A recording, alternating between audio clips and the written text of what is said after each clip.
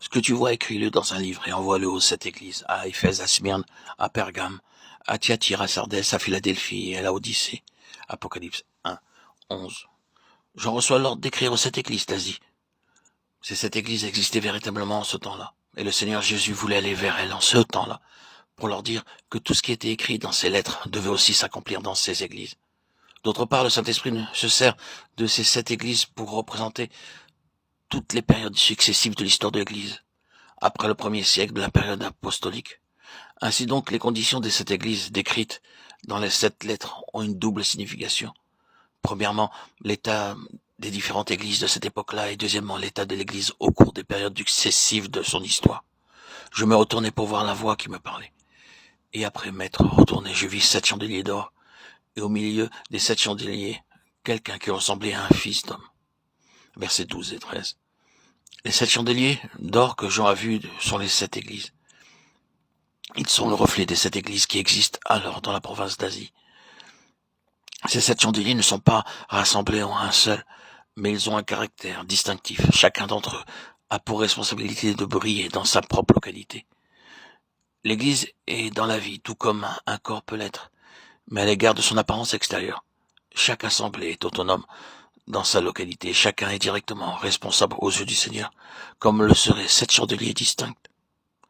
En lisant les chapitres 2 et 3 de l'Apocalypse, nous pouvons voir que l'état de ces 7 églises en ce temps-là, leur œuvre, leur environnement, leurs responsabilités, leurs défaites et leurs récompenses sont toutes différentes. Nous ferions une erreur en manquant de reconnaître ces différences. Ces 7 églises n'ont pas une dénomination commune puisqu'elles sont plusieurs fois appelées l'église à Éphèse, à Smyrne, à Pergame, à Thyatire, à Sardès, à Philadelphie et à Laodicée. Il n'y a qu'une seule église dans chaque localité. Il ne devrait pas y avoir plusieurs églises dans une seule localité, ni plusieurs localités pour une seule église. Dieu a ordonné que dans une localité, il n'y a qu'une seule église. C'est ainsi qu'il n'y a que l'église à Éphèse ou que l'église à Smyrne, et jamais les églises à Éphèse ou bien les églises à Smyrne.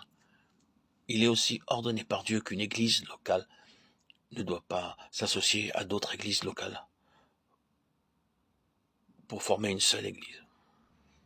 C'est pourquoi la Bible dit les 7 églises qui sont en Asie, Apocalypse 1:4, et non pas l'église en Asie, étant donné qu'à cette époque, l'Asie était une province romane, et que dans une province, il y a évidemment beaucoup de localités. Dieu a ordonné à l'église, d'un point de vue interne, qu'elle devrait se soumettre à l'autorité du Saint-Esprit, et d'autre part que ses limites externes étaient celles de sa localité. Si nous comprenons bien la Bible et connaissons le Saint-Esprit, nous ne pouvons confesser autre chose, sauf que l'Église sur la terre doit être exprimée dans une localité, par une seule Église. Une Église pour plusieurs localités ou 7 églises dans une localité ne sont donc pas scripturaires, car pour avoir une Église pour plusieurs localités, il nous faut outrepasser l'unité dont parle l'Écriture, et avoir plusieurs églises dans une seule localité auront l'unité réclamée dans les Écritures. Si nous n'oublions pas que ces 7 chandeliers représentent les 7 églises, alors nous n'oublierons pas non plus ce que doit être l'Église aux yeux de Dieu.